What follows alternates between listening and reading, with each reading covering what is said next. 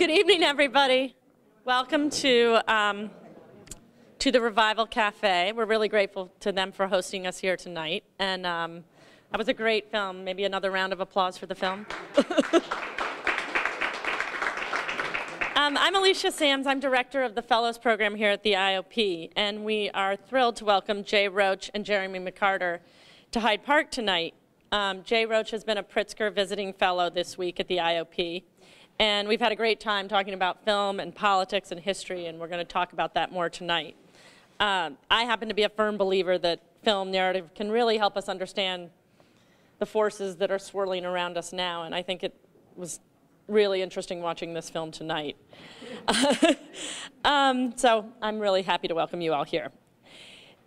I want to tell you about a couple of upcoming events. For our students tomorrow at the IOP at 12:30, Jay will be leading his second seminar on his film about the election of 2000, Recount, with Ron Klain, who was chief of staff to both Vice President Biden and Vice President Gore, and who was the general counsel for the Gore-Lieberman campaign and down on the Recount Committee.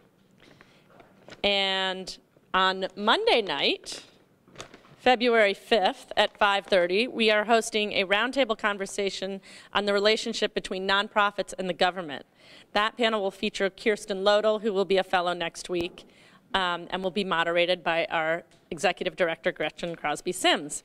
You can find out more about all of our upcoming events on our website, politics.uchicago.edu. After the discussion, we'll open the floor up to take questions from the audience.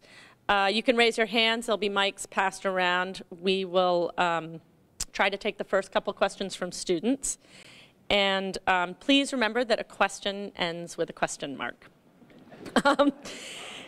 Please also make sure your phones are on silent. And to formally introduce our speakers is Emma Lofgren. Emma is a first-year graduate student at the Harris School of Public Policy, and she's from Lexington, Kentucky. She has been a Fellows Ambassador at the IOP this quarter, so we've had the pleasure of getting to know her. And without further ado, please join me in welcoming Emma.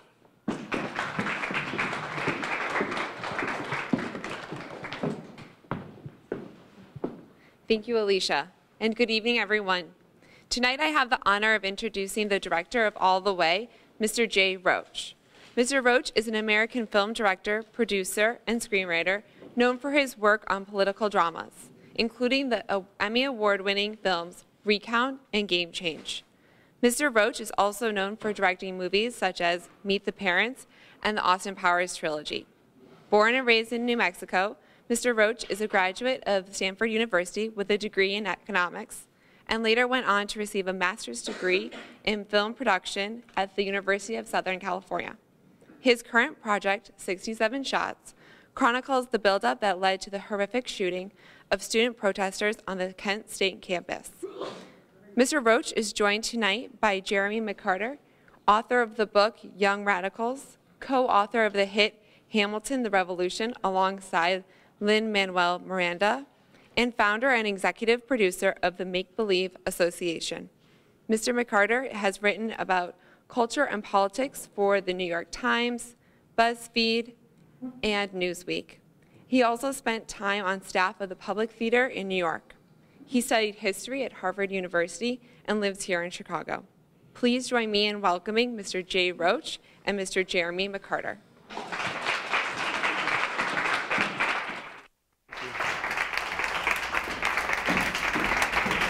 Thank you. Thank you very much. Thank you. Hi, everybody. Thanks for being here this evening. Thank you for those lovely introductions. As you heard, we're going to talk for a little bit and then throw the questions open to all of you. Since you are members of the august University of Chicago community, and we'll have sophisticated questions about politics, and I am from the world of showbiz, I thought I'll start with the process questions, and then we'll get into the political meat of All the Way. But I am interested in the storytelling challenge that this must have presented for you. It's not just that you're dealing with actual events and actual people, so you're already, there are fixed points that you have to work with, but there's the play version of this, which had won a Tony Award, and there's a performance that had also won a Tony Award. And can you give us a sense on day one how you're thinking about the challenge that this is going to present to you in terms of telling this story? Yeah. My first thought was, it's almost a no-win proposition. It was such a great play, and I had seen it a couple times. I committed to doing the film version of the play before I worked with Bryan Cranston on Trumbo. We had just started working on a movie I did called Trumbo about the Hollywood blacklist, and Spielberg had got the rights to the play, and Cranston and I were getting along pretty well, and I committed to doing another film right after Trumbo, which was All the Way, before I knew if we were going to get along, which was me and Cranston. And I was just getting to know Robert Schenken, who was the great playwright, and the play was just so good, but I fell in love with the story. I really thought Bryan's performance, his way of recreating Johnson, if you will, was important, and as I always do, if I can fall in love with the story, I sort of get a kind of delusional confidence that I can pull it off. Because that's the only way. You have to be, it is delusional. It's impossible. It's impossible to make a movie. It's impossible to say something new about a great play. All of it's impossible. And you have to go, what? I can handle that.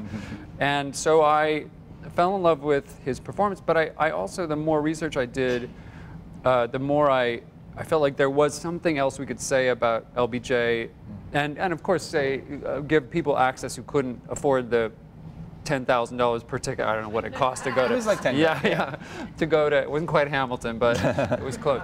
To go to see it on Broadway, that we could somehow make it available to a wider audience. But I also thought we could do something different. And one of the most important things I learned the more I read about LBJ, and we do a lot of primary research too. We interviewed anyone we could find who was actually around. We went beyond Schenken's research. Who were a couple of those people? The ones that meant the most. Bill Moyers, a guy named Templeton, who was one of his aides. I got to know some of the civil rights leaders a little bit. Congressman John Lewis. I got to speak to Andrew Young, Julianne Bond. A few. We really tried to find anybody we could. And I got to know the guy who ran the LBJ library, Mark Updegrove, who then hooked us up with a bunch of some of these other people. I'm forgetting some of the names, but anybody we could find. If you can connect with first-person, actual eyewitnesses of something, you're always going to enrich the story in some way. Since it was already a play and I knew I was going to be faithful, there was a little less room than I often have. So because the facts are we know what happened. Yeah. So what are the kinds of questions you put to somebody like Bill Moyers, who was in the room for some of this stuff? Well, I'll tell you, there was a fascinating story that I was curious about, which was the relationship of Walter Jenkins and LBJ, his first assistant. Right. Jenkins was with him from his early congressional years, I think 38 or whatever, and then through the Senate and into the vice presidency. And just a few weeks before, as you see in the film, before the '64 election, he gets caught in a YMCA bathroom and is just thrown under the bus. Like they had to just completely distance themselves from after these. I mean, and I was very curious if Schenken had got that relationship right. I knew Robert had done a lot of his own research, of course, and I think he did meet Bill Moyers, but I just wanted to hear it from someone who was actually there. And I was nervous about how the play, by design, had to shrink the number of actual characters that were involved, because you can only, there were a lot more people around the Oval Office than the play portrayed, and I had kind of inherited that same limitation because the screenplay, he wrote the screenplay, Schenken did. And for example, we don't portray Bill Moyers, we don't portray Jack Valente or some of the other people who were quite close. So I called Mr. Moyers and I told him my concerns and that I was very interested in getting it right.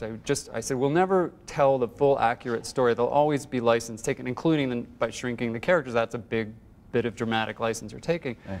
But can you help me with that relationship? And he said this incredible thing. He said, I think it's actually accurate. He had seen the play. I think it's that you couldn't exaggerate the importance of Walter Jenkins to LBJ. And he said, in my opinion, if he hadn't thrown Jenkins under the bus, Vietnam would have never happened. I know, isn't that amazing? I mean, that's Bill Moyer, one who I trust. He was there the whole time. LBJ trusted Jenkins's counsels, and LBJ was not sure about the war, definitely had reservations, and Moyers believes Jenkins would have reassured him that he could stand up to the generals when nobody else went by himself. He might be susceptible to the generals in his Got it. So it was for lacking his advice when he really needed exactly. it. So the generals were always like, okay, we blew it on this particular exercise, but next time we're just going to put more in. And every time I was like, don't worry, this time we're going to fix it. This time we're going to put. Now we have 500,000 people. How can we lose? We're going to fix it. Right. And Jenkins would have been saying, I don't know if they know what they're doing. Let's talk about it. And LBJ was increasingly isolated from true confidants who would really tell him the truth. And Jenkins never hesitated to tell him the truth. And just that alone is a huge difference in how a leader operates. So I thought that was an amazing thing. Were there other things that came out of your research that surprised you like that? I'm trying to think. I was so moved by some of the stories about the grassroots movements in Mississippi. Fannie Lou Hamer, I had never heard that story. Her story of a sharecropper who had risen up to be one of the most important civil rights leaders, and who and LBJ cutting into that. Did that happen? That's a true story. Completely LBJ true. Watching it and saying, he saw "Get me that on." she was going to, he was in this very bizarre situation where he was turning against the Dixiecrats who had partly been responsible for a lot of his success for so long, and he knew he was going to lose the white vote, the white Southern vote, and he felt like if he lost too much of it, he might lose, really lose. So he kept trying to modulate the amount of protests and just the anger that could have been stoked by certain situations. And her testimony was so unbelievably powerful. And right during the convention, he especially thought there could be some kind of as we see, a Southern revolt against what he was up against. I mean, what he was going to take on. And so he feared the power of that testimony. He actually called a press conference and said nothing. He just was trying to, I've been thinking about that vice presidential thing, and when I have something, I'll tell you all about it. See you later. And that got the cameras off of her. That's a totally true story.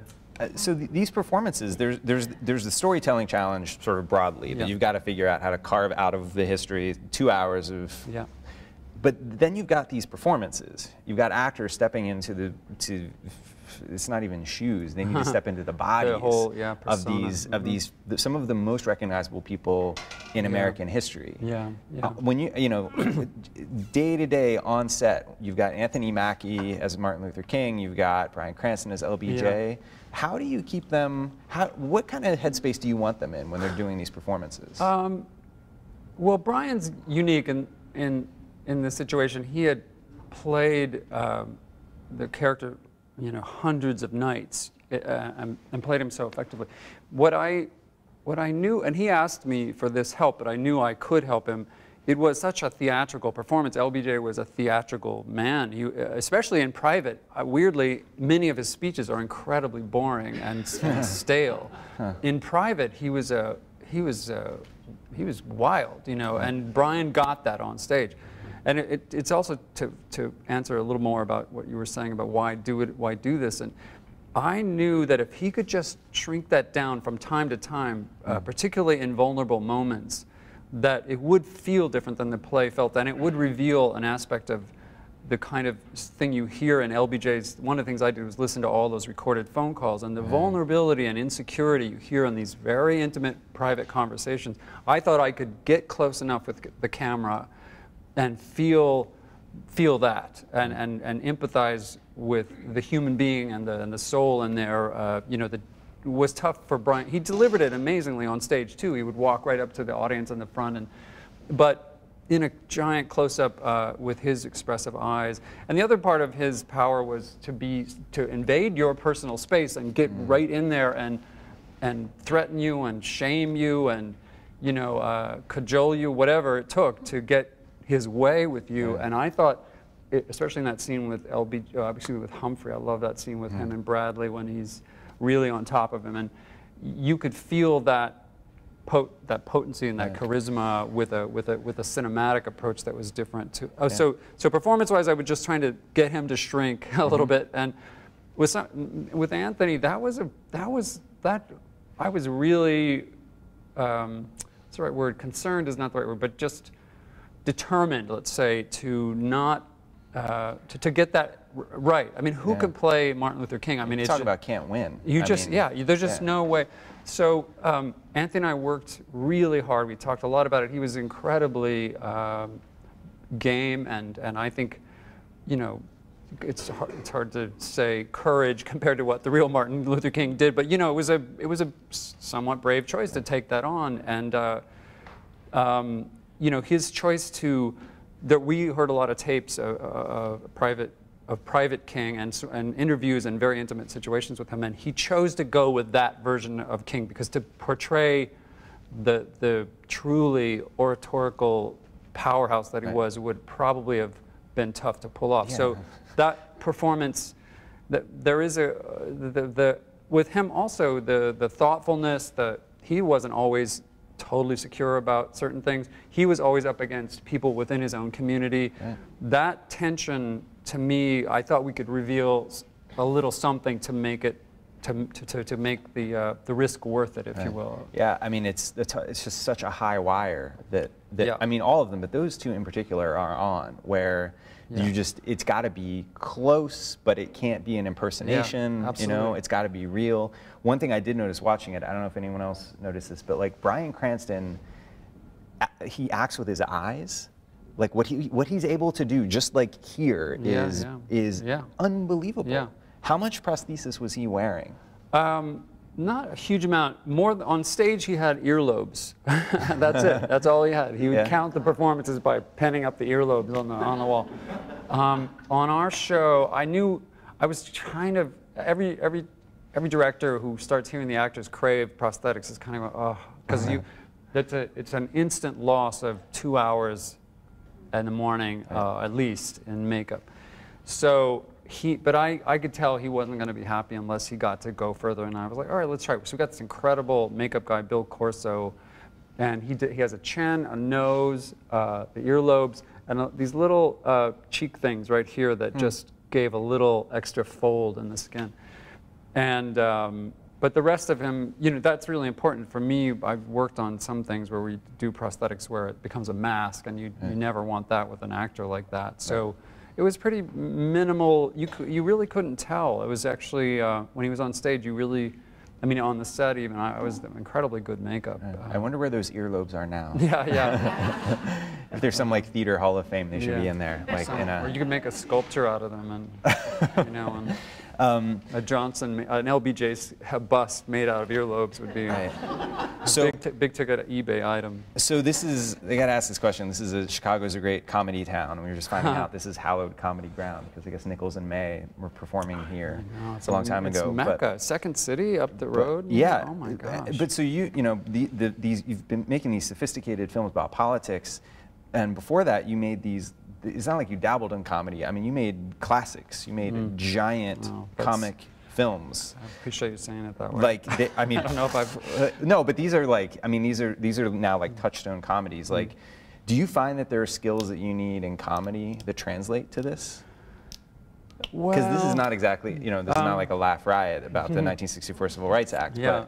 But I know. I was thinking my next film, Kent State, like, it could be funnier. I don't know how to do that. It's tough. It's not, what's the right word? In these films, I'm just trying to get this story right. There was a review, what film was it? I think it was Trumbo.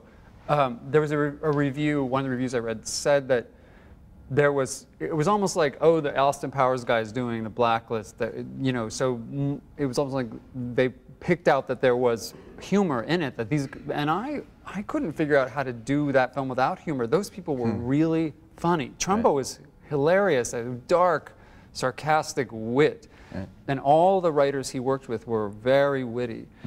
and so I try to cast people who could handle wit, who could also handle drama. I did it in Recount with Dennis Leary, who's a comedian. I noticed on the Post that Spielberg very wisely got David Cross and Bob Odenkirk from Better Call Saul.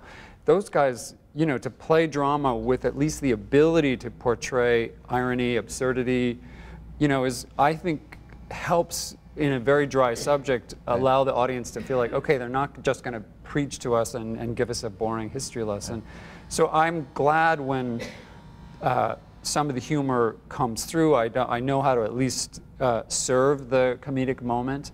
When we did the Sarah Palin movie, I was watching it obviously in the editing room, and there were elements that were definitely designed to get a laugh, 2 or 3 moments.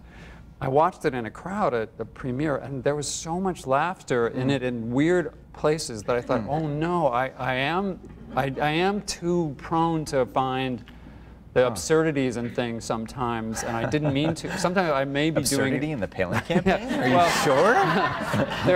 there were just moments when, and Woody Harrelson is so capable of delivering this astonishment. And by the way, Steve Schmidt is that funny. He's a really funny guy. I was talking to him earlier. Anyway, I think it helps. There's nothing harder than comedy. I actually feel like, oh, this is actually fun when I'm doing the dramas. It's rewarding, but comedy, it's never funny enough. Everyone else always thinks they know how it could be funnier. There's never the resources required to deliver the laugh out loud thing, and so it's very hard on the internal organs when you're. Although I will say one thing that I noticed about both about Recount, Game Change, and this is that all three there's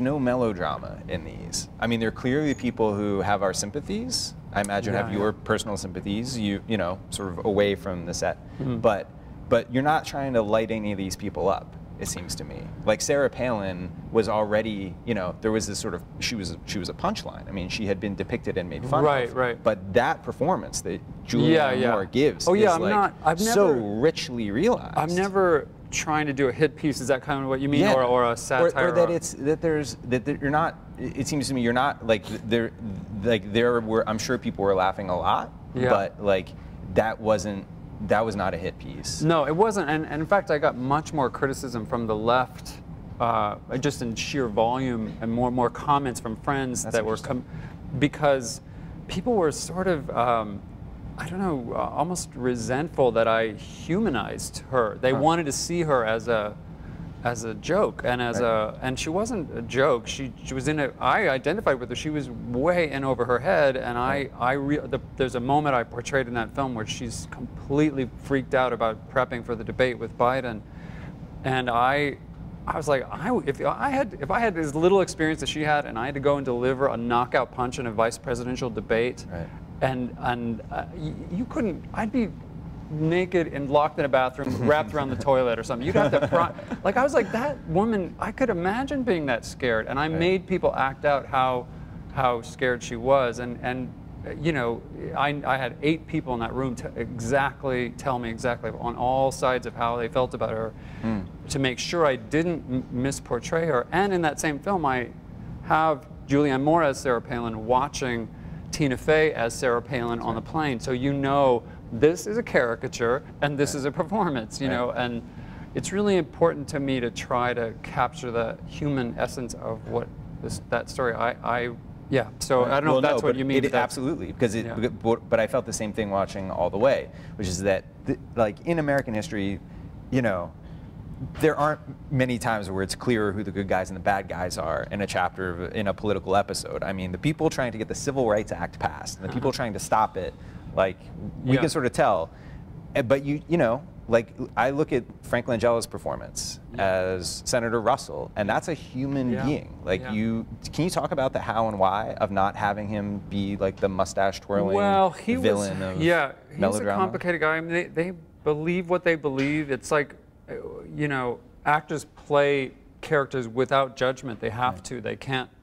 step in a portrayal hating the person they're playing, and he had to play him. I love watching the actors start to get defensive for their character. Even at the beginning, when he first started talking, like, I don't know if I can play this guy. He's such a, he's such a racist, or he's such a whatever. And then eventually they're going, I kind of see why he saw it that way, and I don't think he would have said that. I'm like, now I'm gonna argue. I got to argue with you over this, and that's great. When that happens, it's so great. And I think in that case in particular, the relationship between LBJ and Uncle Dick, as he was called, it's so poignant because he is actually turning his back on the South, and it is the beginning of the end of an alliance that has served the Democratic Party for so many decades. Right. And he knows by doing so, he might be sacrificing his own political future. There are arguments that he probably knew that it was some would argue that it was a political choice to do that, and he saw the future, and it wasn't going to be these Dixiecrats, Right. But in any situation, it was almost like a father-son relationship, and in that sort of Freudian way of killing off your parent, or cutting away from your parent, or whatever those tropes are about. He was doing that. So that character had to be that rich, and I think actually, Dick Russell is revered. There's the Russell building, is right there, and is the congressional office building, right, or the senatorial office building. Yeah. So it's not like he wasn't a kind of lion of our congressional system, but he was also a segregationist, and we had to portray that too. So I heard part of the answer to this next question when I was listening to it, about how the film lands differently now that we're in a very different political moment. The line about Georgia coming back, I noticed, got a laugh. They'll be back. Right. Yeah. But I've noticed this around Hamilton. Like, I thank my lucky stars that that show emerged in the political moment when it did. Yeah, because if everyone were getting their first look at it now, it would be received in a completely different way. Yeah. Yeah. How do you think it would? Can you describe what you think the difference might be? I don't even want to imagine it. Can you imagine? Yeah. Can you imagine just the pitch? Like, there's this musical about American history, and the founding fathers are portrayed by people of color, Latino actors. And now, ladies and gentlemen, the black actor playing George Washington. Like, in this climate, it would have looked like the politics of it would have swamped every other piece of what's happening. Yeah. So it was this great stroke of fortune that it got out before. Yeah, that it had a chance to get its roots sunk into the ground and into everybody's imagination first. Yeah. But I think about LBJ. When LBJ was invoked, when Obama was the president, it seemed to me a lot of it was this kind of wistful, like, back then, a Democratic president knew how to, like, get things done, like push the legislation through, which never felt like a fair criticism to me. But there is some nostalgic feeling when bipartisanship was a little more likely, not because people were more prone to it, but just because the geography of it and the vectors of it were so completely different. Right. You had to deal with it because there wasn't a unified Republican Party, and there wasn't. There were liberals in the somewhat progressive people, let's say, in the Republican Party, and there were arch conservative segregationists and states' rights people in the Democratic Party. So it never lined up quite the way it does now. So you could see people kind of going, craving it. But do you think the film lands differently now? Just seeing it, because you were watching again. I don't know. One of the things I've been obsessed with since college, but especially since I got into the political filmmaking, was just what is leadership? What does it really look like? What should be the minimum basic requirements of of good leadership? And it's tough to point to LBJ and say, well, that's what it's because of Vietnam. You could never see past just the horrible mistakes and decisions that were made late in his career.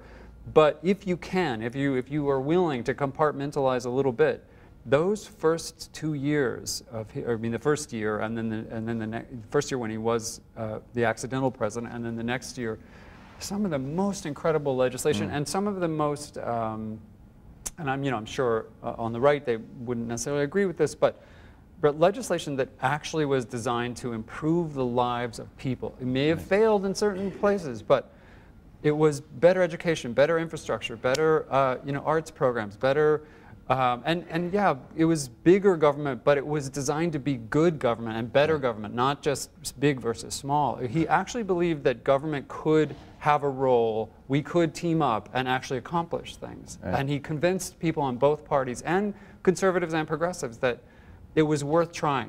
We might screw this up. And he had the moral righteousness of the kind of, or what would you call it, the kind of collective courage of having people wanting to get over the assassination of JFK to rally a spirit, a true patriotic spirit. Right. Like, that was amazing to me. And so anyway, I do think anybody who wants to, like, use all these, people are constantly saying, what is presidential? Those 2 years, that year and a half, that was presidential, you know, and I think that can't help but be different now and as we're in this era. You know, there's another moment that, where another similarity I noticed between Game Change, or actually contrast between Game Change and between this film, where you've got this moment in Game Change where somebody says to John McCain, like, you need to use the Reverend Wright stuff or you're going to lose. Yeah.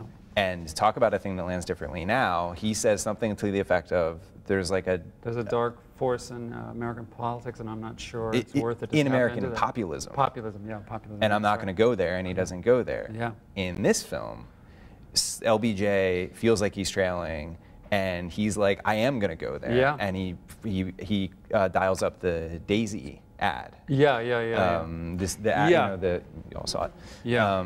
Well, it is a bit of fear mongering, isn't it? Yeah. Is that what you're saying? Yeah. But it wasn't race, right? You know, and it wasn't, I think that was the difference. But it definitely was an ethical line to go into that level of fear mongering. I mean, my dad worked in the defense industry for Sandia Laboratories, which is Lawrence Livermore, Sandia, and Los Alamos. I mean, I was a Cold War kid. I mean, just watching the kind of professional paranoia of my dad. He was very conservative, which I was explaining to someone I was talking to today over at the Institute about how I just from fighting with him, I was destined to become a liberal. But the Cold War, you know, was a lot of the Cold War was about building up a shared enemy and needing the shared enemy, and yeah, he went there. He went there, and I would say many people would argue it worked. Right. Yeah. After how much time did you, from the time you said, okay, yeah, we're going to make All the Way until you were finished? How much was this your life? Usually, let's see, I don't actually. It was about a year, but it's almost always about a year. If it's a script I'm developing, it can be a lot longer. But Schenken had already written a draft, and we kept working on the draft. The biggest evolution of this one was, I shot a great 3-hour movie, and I really lobbied hard because it was totally faithful to the play, which is about that long. And I really lobbied hard to make it a 2-parter, and I lost that argument. HBO said no? It was kind of a combination, to be honest, of HBO and Steven. Really? They really believed the audience wouldn't come back for the second half. It's not really a typical 3-act structure. It's a perfect 2-act structure, much like the play. It ends with him realizing that he's lost the South, and now he has to go and he's won the Civil Rights Act, but he's lost the South and now has to go and try to win the election, right? And it doesn't seem particularly likely that he's going to pull it off. Boom, let's go. Go to black, come back tomorrow, see the rest of it. They didn't buy it. They thought it was, and there is some argument that the first half, in a certain way, is kind of more compelling and there's more weight to it than just winning the election, and that once you had them, you should stay in and do it. And I wasn't entirely, they never, what's the right word? I wasn't dictated to, but I was leaned on, let's say. I got the Johnson twist, you know, and I've caved. But so this year, like, how do you think differently about Johnson now than you did before you went into it? Oh, definitely, because I had grown, but I was born in '57, so by the time he decided not to run, you know, I was just coming into political awareness. I was young for that, but I was actually already arguing with my dad, drove him crazy. And you know, it was all Vietnam. I mean, all my cousins were getting drafted. We had friends who were killed. It was like all you could think about was Vietnam. So I didn't even remember the early LBJ years. So as I read all the Carol books, I started talking to all these people, and you know, it was every one of these films. I'm so envious of anyone who majored in history. I majored in economics. I was practical. I thought maybe I'd have to go to law school. I didn't know I was going to go into film. And I just chickened out in terms of really, I've always been fascinated with history. So each one of these films for me is a little mini course in that era, because I just don't know enough about history. And every time I get to make a film, I get to learn a lot more. But do you have more affection for the guy? Do you judge him more harshly, less harshly? Well, again, you have to compartmentalize it. I judge him. I'm actually quite a bit more in awe of the accomplishments. You know, go online and just look up the list of things, and the things we all still, you know, the Voting Rights Act is getting dismantled slowly, which is, having done recount, is painful to watch. But you know, the AFI, you know, I'm involved in the AF school. I mean, like, but education and healthcare, and he went for so many. Medicare. Medicare was under, you know, invented under, again, probably a lot of people who don't agree with that side of the political spectrum will disagree, but I think he really changed the world, and it's tragic. It's a Shakespearean kind of tragic watching him kind of squander all that because the generals were just really persuasive. Right. Poor Walter. If Walter had been there. We have some time for questions. I'll ask one more while we're getting set up. But can you imagine? So one of the things we see now is, you know, everyone says Congress is dysfunctional. Nothing gets done in Washington.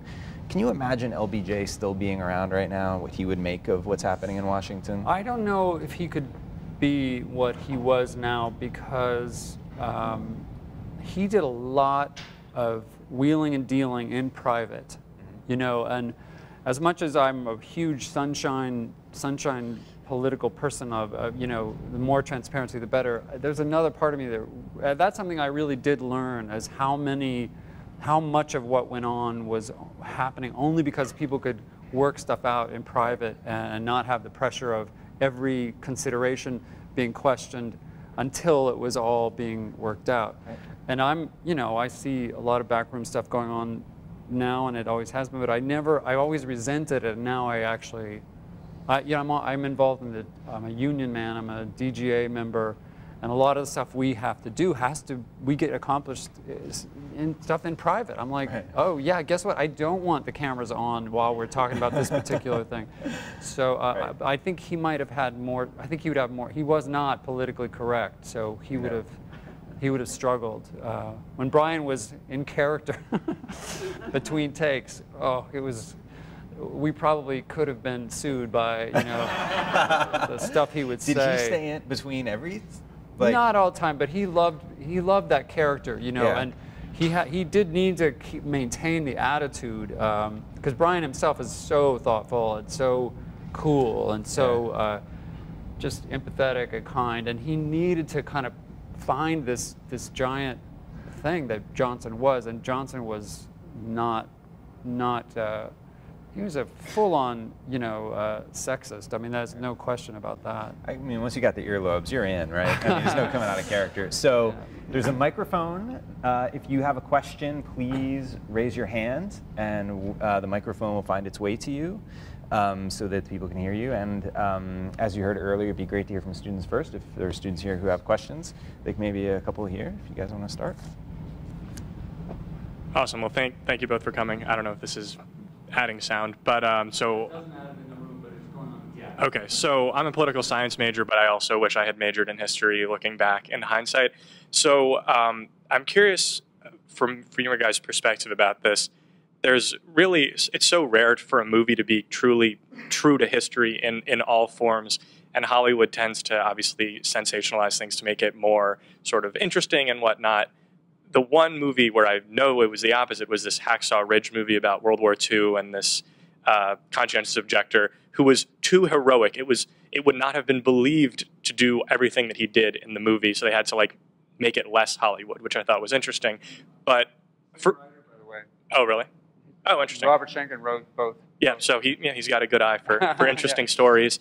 But I'm curious, as a viewer, I'm always annoyed because I really like history when I'll walk away thinking, oh, this was so amazing, all of these cool things happened, and then I'll go online and be like, actually, it wasn't all as interesting. So I'm curious from, a writing, directing, selling point of view, where do you figure out what needs embellishing or changing and whatnot to make it more interesting to like the non-history addicts? That's a really excellent question, and I wrestle with it so intensely every film. I mean, and I try to just keep a mantra going, like you'll never be accurate, but just get it right. And that sounds bizarrely paradoxical or obvious, but it is true that name a film that I like that reference Hacksaw Ridge because I don't really know. I haven't done the research to figure out, fact check it or whatever, but. Name a film that any of you think of this. Has there ever been a narrative film that you saw, you said, and you could even prove it or you just knew it, that was accurate, that was entirely accurate? There has never been one. Someone said to me about Trumbo, how much of this isn't true? What have you, how much is made up? I said, all of it. You realize those are actors, right? Those are costumes, and that's like I didn't go back in time. I couldn't do it, and that's such a smart-ass, facetious thing to say.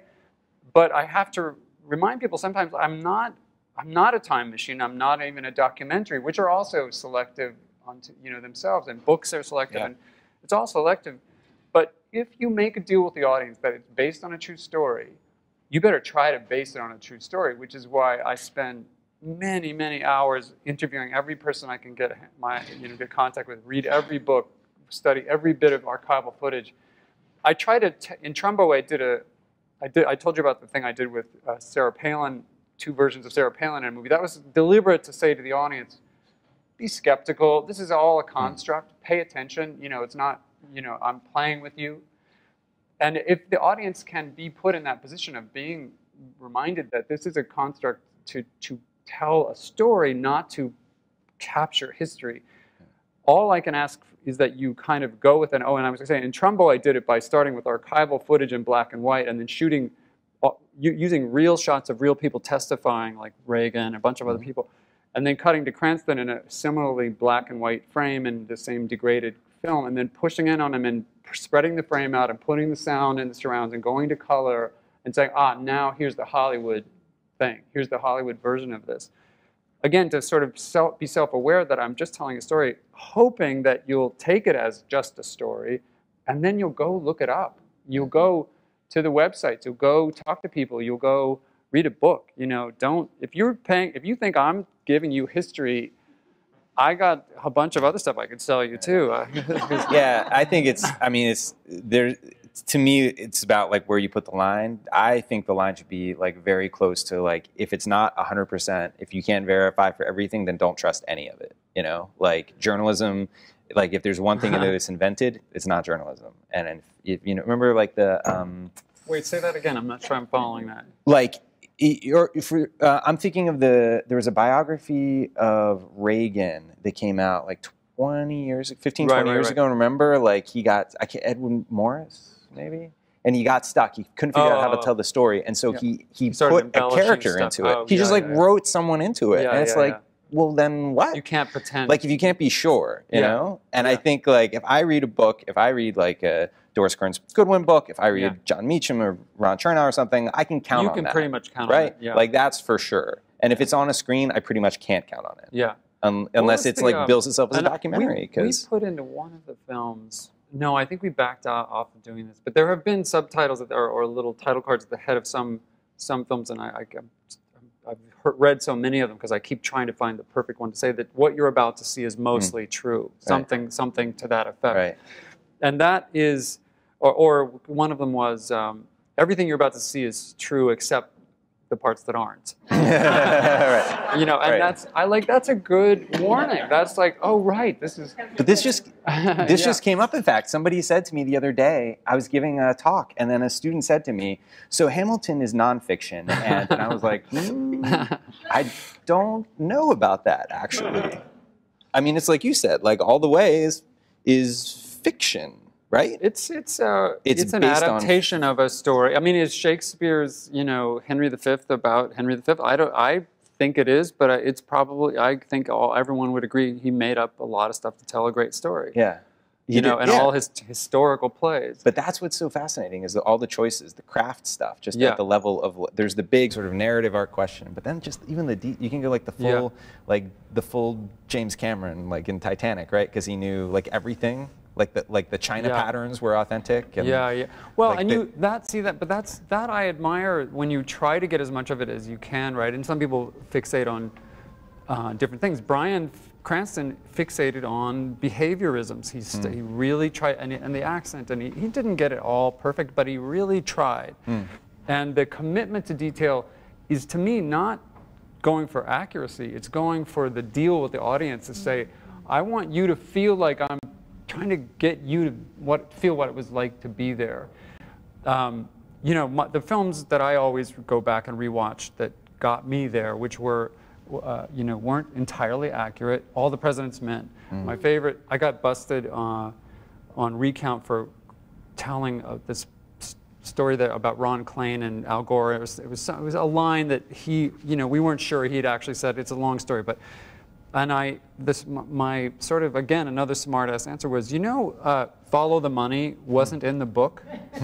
That's true. It wasn't in the book. It wasn't part of real life. That was something that William Goldman added to the screenplay, and it's way better than what happened. So it made the story memorable. It made there was a conversation about track the money through the process and figure out where the payment went, and you'll find it. But they never used the phrase "follow the money." So, you know, I hope that now that story, you better check on that story too. But I just saw Name of the Father. Have you seen that in a long time? It's a great Daniel Day-Lewis movie about this group of people who were apparently falsely convicted of a bombing in England. And it's so powerful. And I did do some of the research, but I'm really curious now how completely authentic it is. And it was always just about, I guess what I was going to say was that you have an obligation to the truth, to find the truth as best you can, but you have another obligation that is sometimes at odds with the truth, which is to tell a story that's so compelling that people will care about it and will hopefully look to find out more about it. The reason they're sometimes at odds with that, if I told the true story of Kent State, it's a 5-day story. You'd have to. I still couldn't get really close to it. Right. You know, I could reenact the whole thing like a Civil War reenactment on the actual site and I still wouldn't get it. Right. So I have to make a decision. I have to shrink it down, make you care about it, make you wonder what the essential part of the story is, and then hope that that's a valid thing. Yeah. Good question. Did you have one also? So this will be a short one, but I noticed that you used the song "Happy Days Are Here Again" at least twice. I think it was at the convention and when Johnson was reelected. Was that a historical detail or some sort of commentary? No, well, it's a commentary because it has an ironic. It wasn't happy for him. He was the most miserable whenever he won anything. That was a weird. He would go into the darkest places when good things happened, which I can identify with. But he used that song, that actual song, in their campaign. So I figured it was fair game to kind of make an ironic comment with it. He was one of their, you know how they different campaigns will try to adopt a song, and nowadays you get a cease and desist letter right away when you do it. But that's right. Another question over here. We have a couple. Nice choice, by the way. Don't fence me in at the end. It's just like perfect. I got 3 perfect minutes. I love that piece. I don't remember who gave that to me. In the film, you mentioned Senator Engel, who was dying of brain cancer. Did you consider having the scene where he was carried into the Senate on a stretcher and then indicated that he was voting yes by pointing to his Pointing eye? at his eye, yeah. I know. We had heard that story, but it was one of the. There were so many great stories. But yeah, I didn't. It was not part of the play, and it didn't come to me with the screenplay. But I thought about it when I read about it because it's such an incredible. Yeah, and also just getting the way the votes were. We shot a whole lot of voting. There was a specific kind of voting you would do where you walk down to the aisle and tap the guy on the shoulder, and the guy would click. And I was fascinated with it because I love being in the weeds of it. And that was part of the 3-hour cut. So Walter Jenkins was thrown under the bus. Didn't the same thing happen with Johnson and Bobby Baker earlier? I don't know that story. What was that when he was in the Senate? Yeah, he was like his Johnson's right arm in lining up votes in the Senate. Yeah. I did. I read those Carol books, and I've forgotten most of what was not part of the film. But yeah, it's. I'm sure it happened a lot. He was a practical man, LBJ. He was principled, but he was also practical. And that story, one of the sad truths of the research about the Walter Jenkins, someone made a TV movie just on that, and but they changed all the names. I think they thought they were going to get sued or something. So it was a Romana Clef, I guess you would call it, in the 70s. But I think it's a great story. This obviously gay man trying to live. It was the second time he'd been caught in a YMCA, trying to live his life and not finding a way to do it in the open, not having a life that he could have that was consistent with being LBJ's main guy. And the stories that we heard from people who were actually in the White House about Walter was that the stress made him gay. Isn't that just sad and bleak? I've heard a lot of theories, but I've not heard. Yeah, the stress of the campaign made him gay. That's your story. That's your way of somehow making it the exceptional behavior. Right. Like you don't get that the poor guy had to lead a closeted life. And but the scene that you have in the film where Johnson is confronting Hoover and asks him that question about how you know. I'm sorry, I don't know the name of the actor playing Hoover, but Stephen Root. Watching the cells in his face sort of rearrange themselves was like it's a little glorious. I was on the edge in that one. I recognized that it was a little bit of a. It's definitely based on everything we could figure out from an authentic thing, but I just hope the audience didn't think it was like cheap humor, No, because what I liked about it is that it wasn't like it didn't refer to something. You only, as a viewer, bring to it what you know or what you think. That's how I hope it would be. It's either this uptight we didn't get bureaucrat attacked for it. I always thought, I wonder if we, and I kept watching it and nobody was bringing it up. So I said, Hoover deserves it. So whatever happens.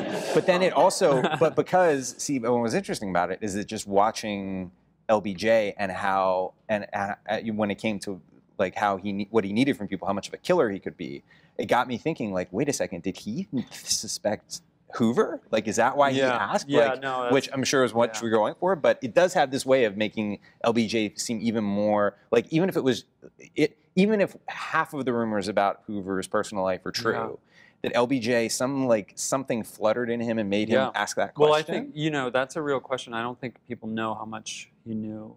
About Hoover, and I'm not sure how much anybody knew. And to be honest, I'm not sure how much of it's true. There was a lot of smear campaign stuff aimed at him too. So who knows? Who knows?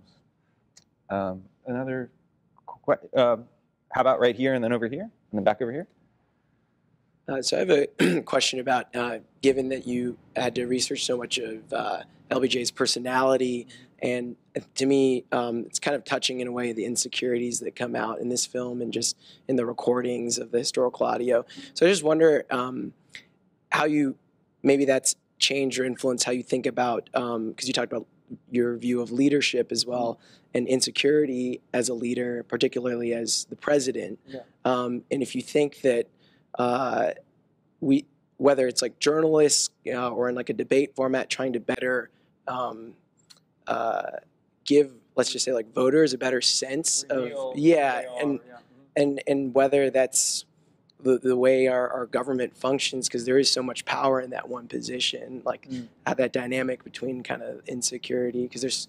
Are you sort of saying that if we really could look into the soul of someone, we might be able to choose our leaders better? In a Yeah, sense? and it sort of, yeah. I just, because with what's going on today, particularly, and like personality playing, I just wonder. Yeah, you know, there's so much. I really am. Many of my political films have a lot to do with the spin doctors, the image managers, right? Because it's a show, you know. It's a and the leaders have to put on the show all the time, and it can never, you know, God forbid you stumble or show you have the flu one day or like any kind of thing. And so there's this whole industry of managing, teaching, coaching a person. It's a little like directing someone. I was talking to David Axelrod about this. I mean, his job and my job is not, sometimes it's similar, because you're trying to portray some persona that's not really, often not the actual person. So yeah, film gives you the ability to kind of reveal something of a, not fictionalized, but an interpretation of it. But I don't know how you put that. I don't know how you apply it in real life. I'll tell you, when I was in 2002, I worked on a show about, this will sound very crazy, where we used a reality show format, like an American Idol, to find a future presidential candidate. And then we put them in a reality show and competed against each other to show what they would be. And we had the camera, like in a Truman Show way, we had the cameras on them pretty much 24 hours a day. To say, you know, we're all told anybody can be president. Well, let's see if that's really true. We tried to find people from the religious community, the military, the educational, whatever. It originally was going to be at Fox. It was going to be a huge budget thing. It was called America's Candidate. It was after 2000 where I'm like, okay, these are interesting candidates, but where's the Abe Lincolns of today? Where's the, you know, where are the great, the Ronald Reagans, the whatever, whatever you think is a great leader, why aren't we getting dozens of them to choose from? Why do those debates, the primary debates, look like they look when they you know, what is going on? So it was about to look, and it was about to see if you could, before all the masking and all the performance and all the coaching kicked in, could you find a candidate that was the future, you know, in some weird way? And some people thought it was a ridiculous mockery of the you know, the presidential process. Other people thought, wow, it's acknowledging that it's all a show, and let's actually, maybe there's some weird thing here. Well, unfortunately, when it was a big budget thing at Fox, Rupert Murdoch found out what we were up to, and we kept saying, you know, any minute, I'm thinking the advertisers are going to pull the plug on this, because we want them to be able to say anything to run for office. Who knows what they're going to come up with? Are you sure the advertisers are cool? They kept saying, yeah, don't worry about it. The advertisers are totally fine. And we were prepping like crazy, doing big political think tanks with all kinds of people, conservative and liberal.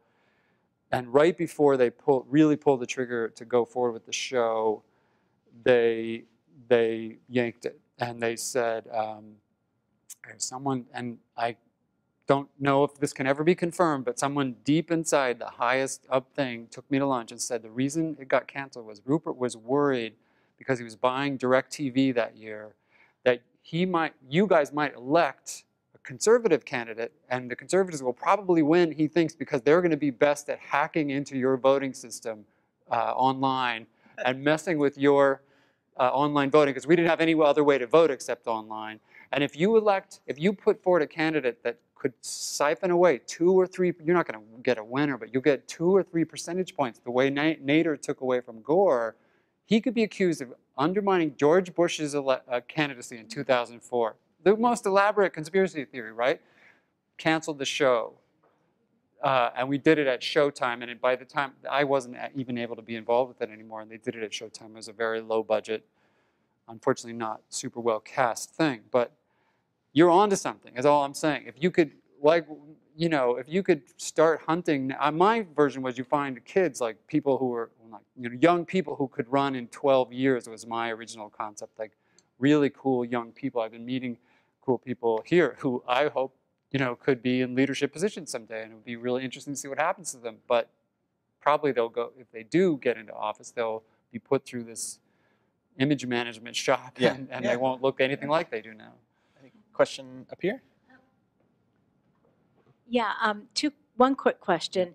When you're doing a historical film like this or based on history, and there is a broadcast speech that you have access to, do you pretty much try to recreate the speech as it was presented? It depends. Generally, yes. All the LBJ speeches are actual quotes from him. The Martin Luther King speeches, not, because those speeches are owned and copyrighted and not available. Then my other question was... Isn't that interesting? I was a bit of a shock to me. Yeah, I just have to ask about Lady Bird. Yeah. She came across as, first of all, I couldn't believe it was Melissa Leo because she was so different. But she was wonderful. And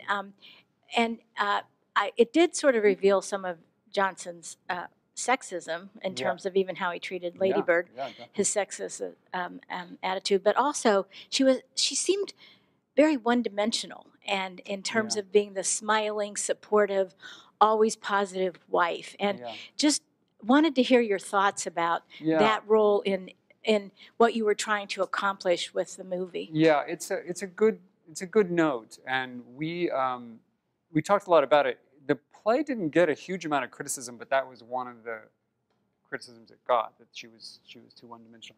And I tried to, Schenken did hear that, and as he did the screenplay, he tried to put, there's that great scene in the bathroom with her, and I don't think that was in the play, and there was a couple other things where she revealed a little of the complexity of what went through her mind. But I always, and my technique as the director, who's not the screenwriter, whenever I can, is to cast it up, find an even more layered, a person capable of even more depth and layers just through their performance. I mean, Melissa Leo, I was like, this will sound like I'll come back to your question. I'm not dodging your question, but when I offered her the part, I found out she was up for the part of playing Lady Bird in another LBJ movie. It was the movie that really Woody Harrelson did with Rob Reiner, and so I was like, wait, I had to go and convince her that our portrayal was, and I haven't seen that film, so I don't know what that person. Originally we had talked about maybe working with Richard Jenkins, who played Dick Russell in that movie, Uncle Dick, but I got Langella. I was like, okay, it's not all you bad. got the right guy. But I think was such an interesting person, and I think she deserves a whole other movie. I think she's great, and I mean, as a human being, and I got to go to the LBJ library. I met Lucy Bird, and just hearing them talk about her and how, and because she had, beautified the highways of Texas, had such a huge impact on the culture in Texas. So when you're in Texas, Lady Bird is revered, so someone should do that film. Right. Thank you. Over here, yes.